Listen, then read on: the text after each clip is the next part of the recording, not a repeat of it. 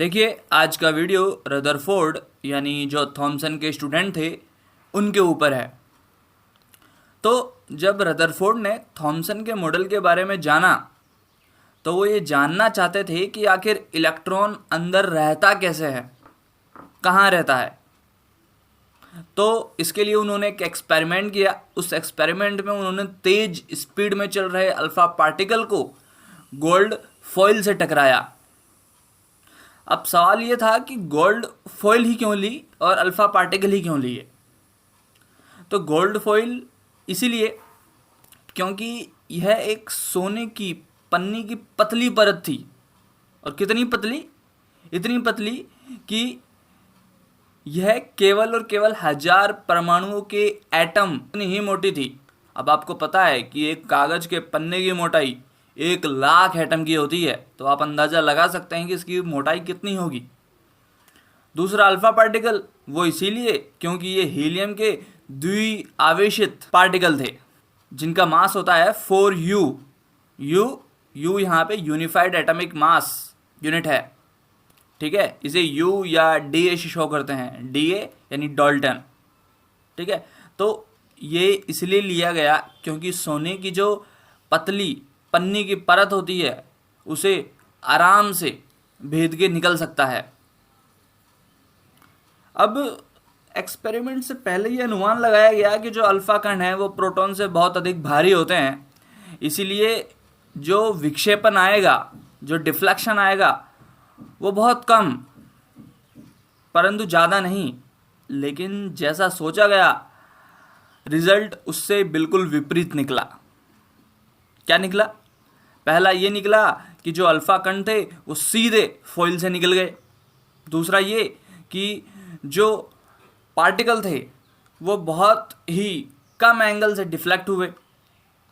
तीसरा ये कि 12,000 पार्टिकल में से केवल एक सिंगल पार्टिकल वापस आया। तो रदरफोर्ड ने इसका कारण ये बताया, इसे आप ऐसे सोच के देखिए कि एक 15 इंच के तोप का गोला एक टिश्यू पेपर के टुकड़े पे जाके भेदता नहीं है, टकरा के वापस उसी स्पीड में आपकी ओर आता है, कुछ इस तरह का। यदि देखा जाए तो एक बच्चा आंख बंद करके दीवार के सामने खड़ा है और दीवार पर पत्थर फेंकता है, तो अगर वो 10 बार पत्थर फेंकेगा तो उसके कानों में 10 बार आवाजें आएंगी। लेकिन यदि यही बच्चा तार से घिरी चार दीवारी, just like a ring, boxing ring, ठीक है, तार से घिरी चार दीवारी पे पत्थर मारता है तो वो पत्थर उस पर बहुत बहुत कम, ना के बराबर टकराएंगे और कोई आवाज़ नहीं आएगी। क्यों? क्योंकि तारों के बीच में स्पेस ज़्यादा है, खालिस्तान ज़्यादा है।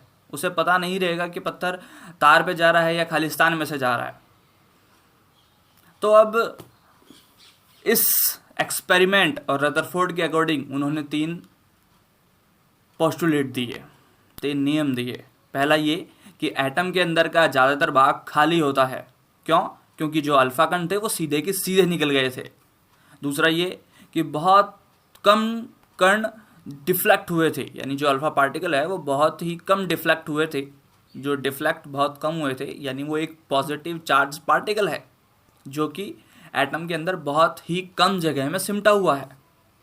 तीसरा ये कि जो एटम के अंदर कंप्लीट पॉजिटिवली चार्ज पार्टिकल है उसका मास उसके सेंटर में ही है।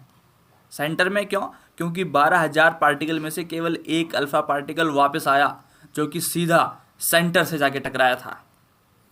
तो इसी से ये भी पता चला कि जो न्यूक्लियस की रेडियस है वो एटम से 10⁵ गुना कम होती है। और साथ ही ये भी पता चला कि जो एटम का कंप्लीट मास है वो सेंटर में न्यूक्लियस के कारण होता है, जिसके अंदर प्रोटॉन उपस्थित होता है। यानी प्रोटॉन का ही कंप्लीट मास पूरे एटम का कंप्लीट मास है, ठीक है। तो ये तो एक्सपेरिमेंट हुआ, पर क्या ये एक्सपेरिमेंट यहीं तक था? नहीं, इसके आगे भी एक्सपेरिमेंट आए। इसके आगे एक्सपेरिमेंट आए मतलब इसमें भी कमियां थी। वो क्या कमियां थी? वो कमियां ये थी कि अब रदरफोर्ड ये जानना चाहते थे कि भाई इलेक्ट्रॉन कहाँ रहता है। तो इलेक्ट्रॉन के बारे में उन्होंने यह बताया कि इलेक्ट्रॉन एटम के अंदर होता ही नहीं है, वो बाहर की ओर होता है। कमी ये थी कि उन्होंने बताया था कि इलेक्ट्रॉन स्थायी नहीं होता। अब इलेक्ट्रॉन स्थायी नहीं होता तो सीधी सी बात है, त्वरित होगा यानी एक्सेलरेट होगा।